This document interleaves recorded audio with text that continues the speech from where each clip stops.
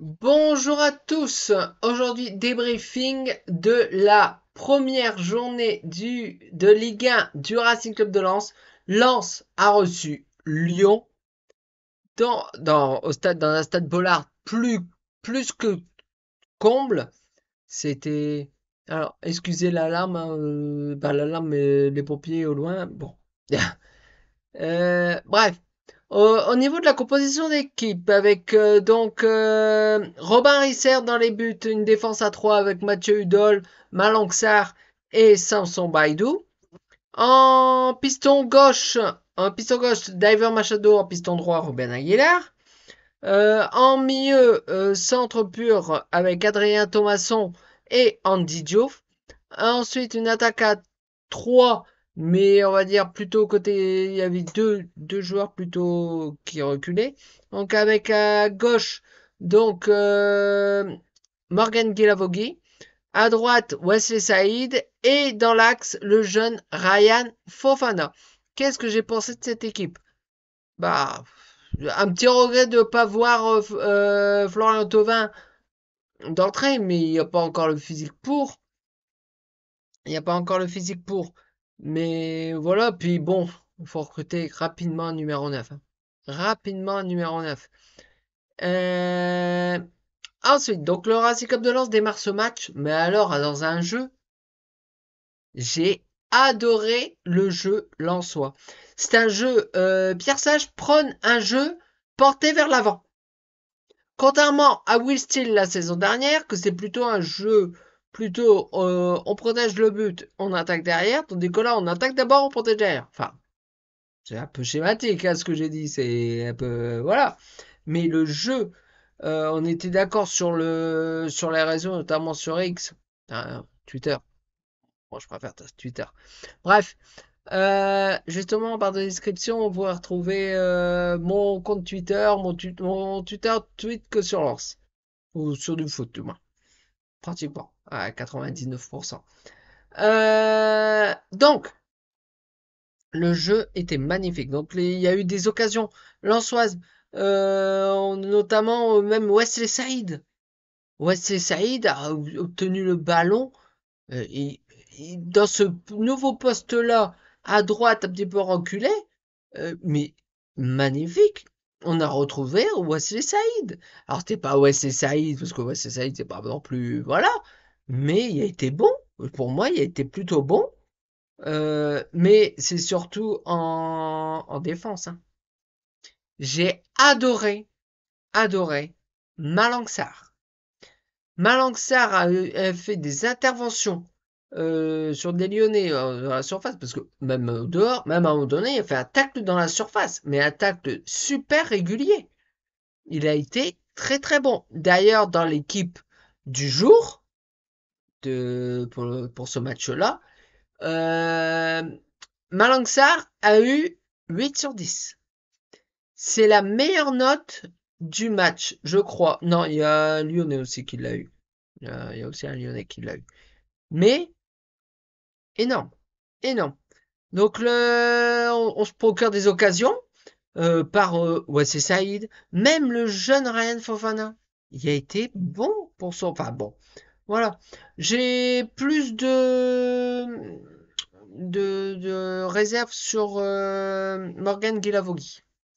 Si vous pouvez me suivre sur les réseaux, notamment sur Twitter, euh, j'ai pas été fan hier de Guilavogui.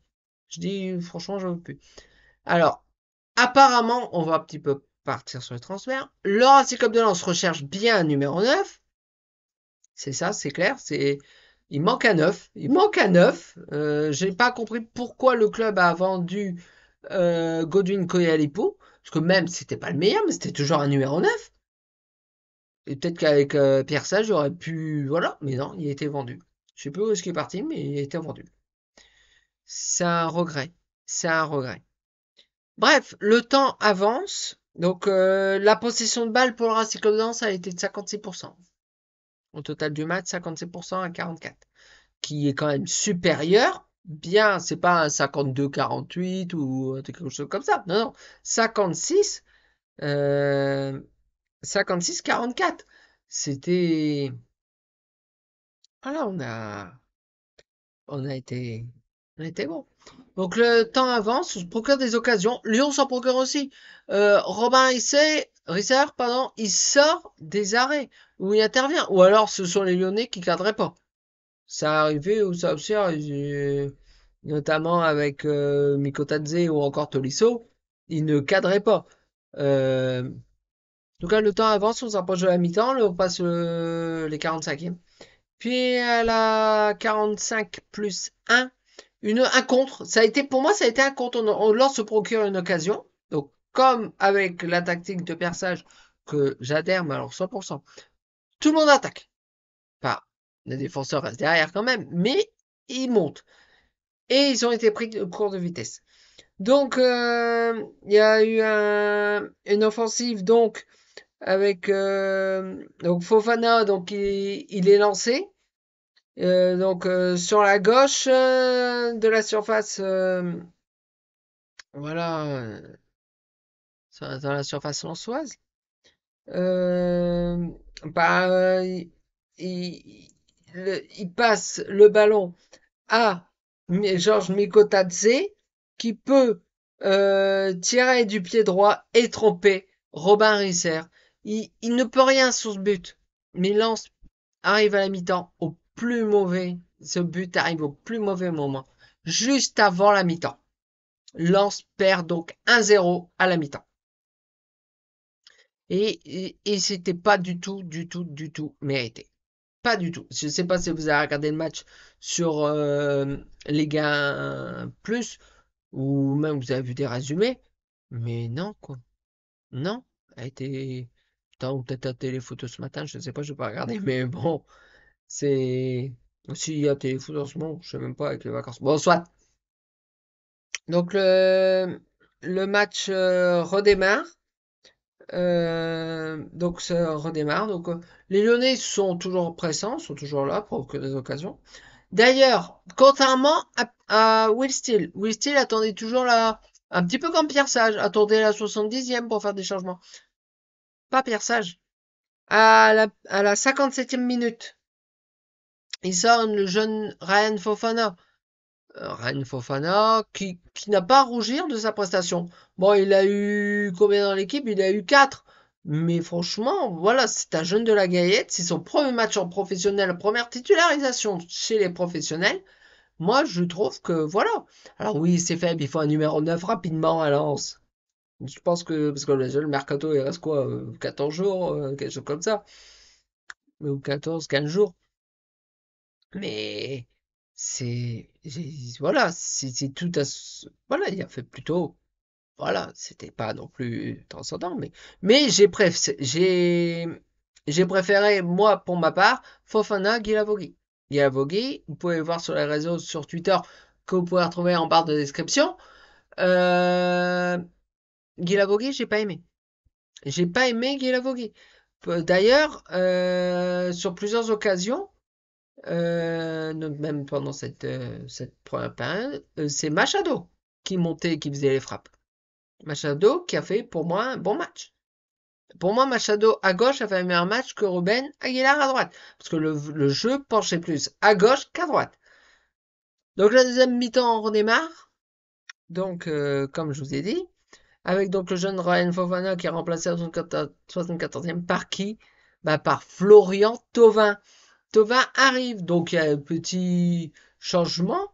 Donc c'est... Alors je pense que c'est peut-être Guilavogui qui arrive en pointe ou des choses comme ça. Mais, parce que Thauvin, c'est pas un buteur.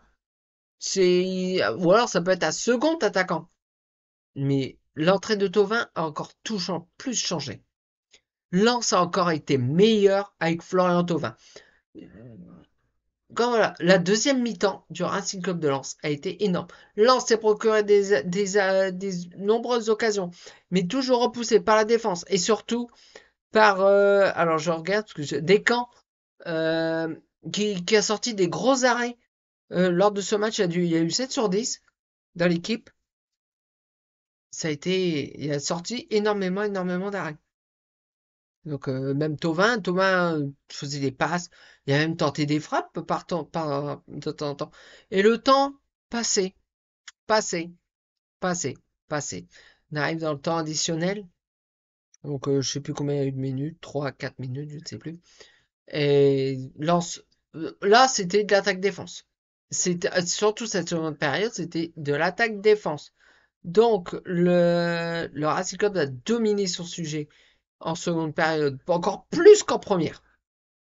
Mais voilà, c'est Lens ne va pas réussir à convertir une seule occasion.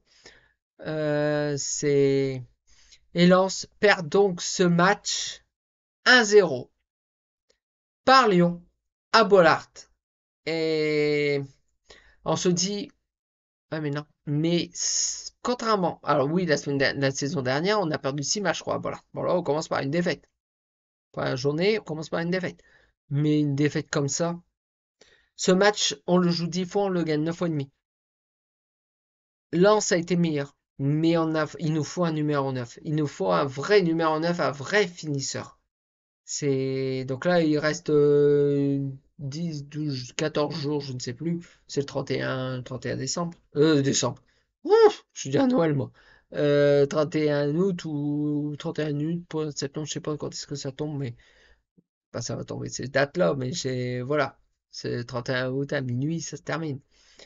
Donc, ou alors plutôt le 1er septembre à minuit.